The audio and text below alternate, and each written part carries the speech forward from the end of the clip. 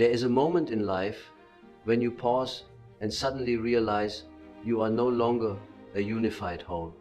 That feeling is like standing before a shattered mirror. The mirror still reflects, but it does not reflect a single image. Instead, it shows dozens of fragmented, distorted, overlapping shards. One shard shows a face full of pride. Another exposes weakness. And yet another evokes a face so unfamiliar that you do not recognize yourself. Carl Jung, once called this phenomenon the fragmentation of the self. When we no longer feel whole, when various parts within us vie for presence, like characters hidden in the same play, each vying for the lead role, you do not know what is the true self, what is merely a mask. And the more you look into the mirror, the more you try to grasp it, the more you feel yourself dissolving, like sand slipping from your hand. In that moment, people often experience a profound sense of alienation, as if you do not own yourself. You feel like a wandering shadow, an entity displaced from its center, like living in a familiar house, but every room is locked. The light dim, and you yourself cannot find the key. In the first stage of this conversation, the dominant emotion is disorientation. It is not exactly tragedy, but resembles a harbinger. Your life is knocking, urging you into a new journey. For to see yourself fragmented is the first step toward awareness of the existence of the whole. Without the crack, light cannot penetrate. Once you have recognized your own fragmentation, the journey does not stop there. It opens the door, leading down to the profound depths where darkness reigns. This is not the darkness of a room without light, but the darkness of the unconscious, where rejected parts, repressed memories, desire deemed shameful, and abandoned voices reside. I call this realm the shadow. It is not an enemy, but in the initial perception, it appears fearsome, like a beast lurking at the edge of consciousness, confronting the shadow. People often tremble, for what we see is not merely a distorted image of others, but a reflection of ourselves in forms we do not wish to acknowledge. We see the anger we have tried to swallow, the instinctual cravings denied by culture and morality, the fears we have hidden behind a tough exterior. The shadow does not lie. It strips away the mask of the persona, the social self we present, and forces us to stand naked before the truth that we are both great and base, both saintly and sinful, both noble and selfish. In the moment of encountering the shadow, many choose to turn away. They busy themselves, work, become addicted, fill time with noise, because silence is the door through which the shadow arises. But Jung, emphasize that one does not become enlightened by imagining figures of light, but by making the darkness conscious. It is the courage to gaze into the abyss that opens the possibility of transformation. The dominant emotion in this stage is fear mixed with resistance. It is like standing before an abyss. One part of you wants to flee. Another is drawn downward, as if the abyss itself is calling you home. This is the pivotal moment. Either you escape and return to your old life, or you accept and step down to meet what you have imprisoned, and from that darkness, the repressed images begin to stir, like snakes slithering from their den, like a black storm coiling in the distance. They are not yet destroyers, but neither are they allies. They stand there, demanding recognition. The journey now is no longer about seeking wholeness in the reflection of a cracked mirror, but about venturing into the heart of night, where each step is both terrifying and liberating when you dare to look directly into the darkness. The first thing that happens is not a gentle reconciliation, but a fierce rebellion. The unconscious, repressed for years, now erupts suddenly. Like a flood held back too long, breaking the dam, dreams become more intense, sometimes gloomy, sometimes dazzling to the point of incomprehension. Rejected emotions like anger, envy, desire, fear begin to push into the light, demanding existence. The self, accustomed to order, discipline, and control, suddenly finds itself shaken. You thought you knew yourself, but now in the soul, it is as if another life's parallel, one who knows your secrets, knows what you once craved, how you suffered, when you wanted revenge, when you wanted to flee. That is the shadow I speak of. But now it does not merely lie silent in the dark, it has risen and begun to speak in its own voice. You feel confused, even afraid of yourself. One voice within whispers, "You are so weak. You are never good enough." Another shouts, "You must destroy everything. You must seize what is rightfully yours. Both are you. Yet both are alien." This is what I call dialogue with the unconscious. When the rejected personas begin to speak, and if you listen, they can lead you to deeper understanding of your essence. You are both the rower in the stormy sea and the boat about to shatter. But do not forget, this rebellion is not to destroy you, but to force you to expand your too narrow self. The unconscious rebels because it wants integration to become part of consciousness, so you can become whole. However, danger always lurks. If you deny this voice, you may become bitter, self-destructive, or manipulated by the shadow itself. But if you dare to hold the lamp of consciousness steady amid the storm, you will see a strange truth. In that very chaos, there are fragments of strength, creativity, freedom that you never touched before. The journey now becomes an inner negotiation, not destroying the darkness, but learning to dialogue and recognize the hidden value within it. For the shadow does not only contain monsters, it also holds the key to unlocking layers of power that pure light cannot reach. After the chaotic storm, when the screams of the unconscious gradually subside, you enter a new stage, the ritual of reconciliation. This is not immediate, safe silence, but a pause in the journey, where you begin to learn to sit with the very parts you once rejected. You realize that in anger lies a profound message about the desire to be heard. In fear lies a warning that you have lived too long, estranged from instinct. In envy lies a light revealing what you truly crave, but have not dared to admit. And in the darkness of destruction lies energy that can be transformed into creativity. This ritual does not take place in a church or public ceremony, but in the quiet room of the soul.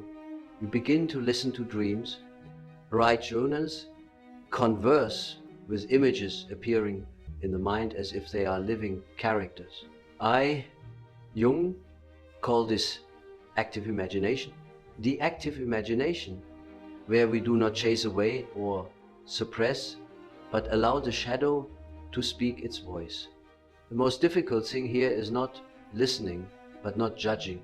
For the conscious self, educated in moral order, upon hearing the rebel's voice, wants to silence it, condemn it. But in this stage, you learn that every voice holds value. And if accepted, it will transform itself. This reconciliation does not mean giving the shadow full reign, but signing a pact. The conscious self and the shadow coexist, breathing together in a broader space. You no longer see yourself as two-faced but as a multifaceted being, complex and complete. In this process, a new emotion gradually arises, softness and compassion toward yourself. You understand that you are not a machine that must always be strong, nor a sinner needing punishment. You are merely a soul learning to return to primal wholeness, and it is here that the seed of creativity and freedom is sown, for only when conflicting parts stop warring does the scattered energy regroup to serve life. Yet, this ritual is not the final destination. It is merely the gateway to a deeper journey where you must learn to transform the inner forces into life-building power. The shadow does not just want recognition, it demands transformation. So you become a new being, no longer living as fragments, but as a unified whole. When the ritual of reconciliation has sown in the soil of the soul silence infusion, another process begins to operate quietly. Rebirth. This is not an instantaneous event, like lightning illuminating the dark night, but a gradual unfolding, like a seed sprouting in the earth after a long winter. In this stage, the fragmented parts that once clashed now begin to merge, not by force, but by a natural alchemy of the soul. What was once chaos becomes fertile ground. The shadow, once a rebel, now contributes its primal energy to build a new self.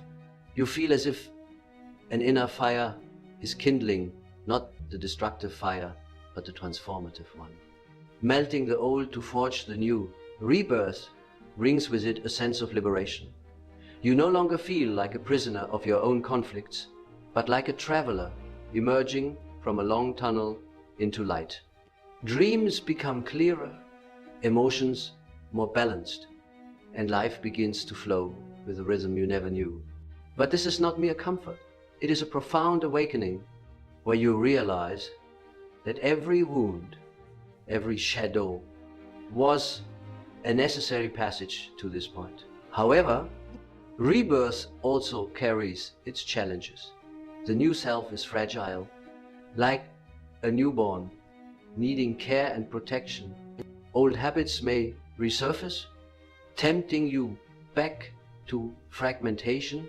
Yet, if you nurture this nascent wholeness through meditation, creativity, or simply mindful living, you will see it grow into strength, and in this growth, a quiet joy emerges. The joy of being alive, not as a mask or a role, but as your true essence. You carry the flame to illuminate others, and it is at this point that the journey opens another door, creative engagement with the world, where you no longer merely reconcile and rebirth within, but begin to realize your being in life, in work, in love, and in every breath. If in the stage of rebirth, you learn to harmonize the inner fragments to form a new being, then in this stage, that being is no longer a silent seed hidden deep in the earth. It emerges to the surface, welcomes the light, and begins to incarnate into action, into concrete life. This is the stage of engagement where you turn inner reconciliation into creativity and commitment. Engagement is not about forsaking depths to chase surface life. On the contrary, it is the realization of the profound.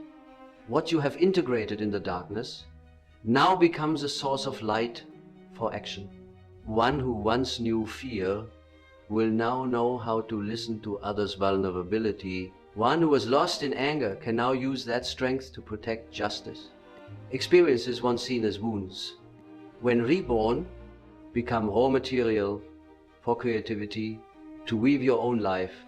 At the deep level, creative engagement also carries within it a challenge, the risk of returning to enslavement to the ego.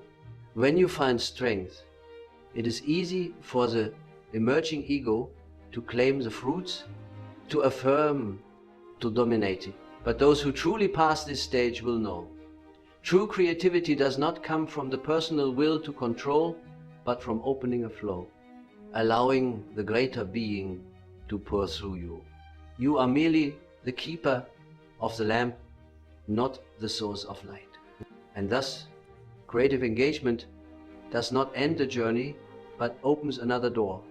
Dedication and integration with the whole. For when you have brought your being into life, the next question arises.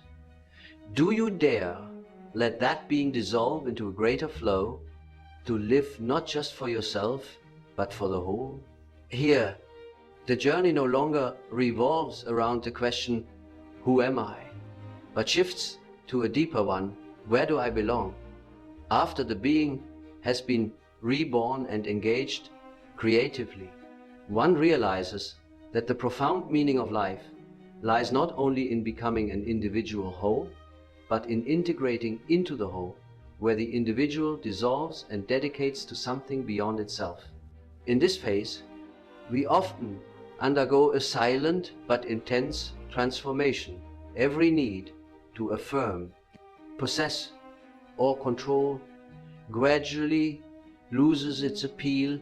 Instead, a new desire emerges. The desire to serve, contribute, immerse. The mind stops placing itself at the center and begins to recognize itself as a small beat in the vast heart of humanity and the universe.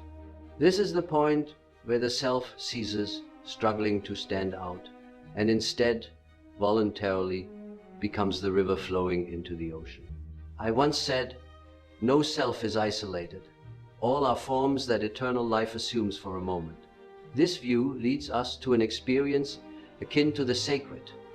Every action, however small, can become a sacred ritual if done with dedication. A smile given is no longer just to please someone, but a dedication of light. A task completed is not just for results, but to contribute to the greater order of life. In the stage of dedication, a profound stillness often appears, no longer needing to prove, no longer needing to compete. You find in your heart a simple serenity, a strength without show. You begin to understand that precisely when you let go of the need to have, you truly are. And in that moment of release, the being harmonizes with the universe, like morning dew dissolving in the sun, not vanishing but becoming part of the light. But integration does not mean complete dissolution, losing individuality. On the contrary, the individual now shines brighter, for it is no longer entangled in small bindings. Your unique essence, the shadow integrated, the self-tempered, becomes a unique instrument in the infinite symphony of life. And only when integrated into the orchestra does your individual melody find its complete place. This is also the stage of spiritual maturity. No longer fearing loss, no longer craving possession, but only the joy of existing and giving. Those who reach here will sense that the deep suffering of before crises on losses, darkness was merely lessons to prepare you for this moment. The moment when you are ready to dedicate your life to something greater, without name, without reward.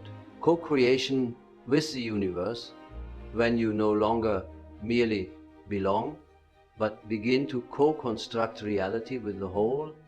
The journey shifts to a higher level where the human becomes a companion of the universe itself. If, in the stage of dedication, one learns to let go and dissolve the ego into the whole, then moving to this stage, a new capacity blossoms. The capacity to co-create with the universe. This is no longer a journey of self-discovery, nor merely integration, but a state of collaborative building of reality, where the human becomes a partner, a companion of life itself. In the depths of the collective unconscious, there remain unopened archetypal images, potentials that humanity has not yet touched.